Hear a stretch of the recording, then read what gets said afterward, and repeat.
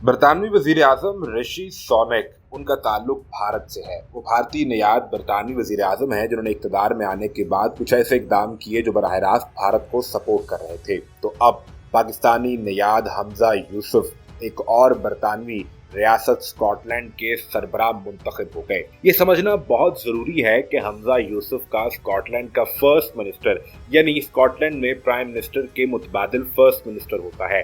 ये मुंतखब होना कितना जरूरी है इसको जान लीजिए। निकोला स्टर्जन ने गुज़िश्ता माह फर्स्ट मिनिस्टर के ओहदे से अचानक इस्तीफा दे दिया था, जिसके बाद अब नए रहनुमा के लिए इंतखाबी अमल शुरू हुआ और स्कॉटिश नेशनल पार्टी के तकरीबन 72,000 अरकान ने इस वोटिंग में हिस्सा लिया, जिसके नतीजे में हमजा यूसुफ को नया रहनुमा मुंतखब किया गया। सबसे पहले ये जानिए कि बरतानिया के अंदर इस वक्त बरतानवी किंगडम जिसके शहजादा चार्ल्स हैं, इस किंगडम में कितनी रियासतें हैं। इस पे बुनियादी तौर पर सबसे बड़ी रियासत इंग्लैंड, फिर स्कॉटलैंड, वेल्स और नॉर्दर्न आयरलैंड है।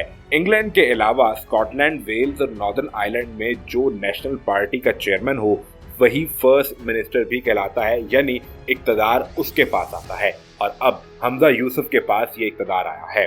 हमजा यूसुफ फर्स्ट मिनिस्टर के ओहदे पर मुंतखब हुए। किसी मगरबी यूरोपीय मुल्क में क़यादत करने वाले वो पहले मुसलमान होंगे और खुशकिस्मती से उनका ताल्लुक पाकिस्तान से है। उनके वालिदैन का ताल्लुक पाकिस्तान से था और यूं वो पाकिस्तानी नयाद हैं। हमजा यूसुफ एक तजुर्बेकार वजीर हैं। उनके माजी की बात की जाए तो वजीर सेहत के ओहदे पर भी फायद रहे। नए वजीर आजम की दौड़ में वजीर खजाना कैट फॉब्स और हुक्मरान जमात SNP यानी स्कॉटिश नेशनल पार्टी की कानून साज एरेगन भी इसमें शामिल थी, जिन्हें हमजा यूसुफ ने शिकस्त दी। 2011 में पहली मरतबा स्कॉटलैंड की पार्लियामेंट के रुकन मुंतखब हुए। उन्होंने अंग्रेजी और उर्दू जबान दोनों में हलफ उठाया था।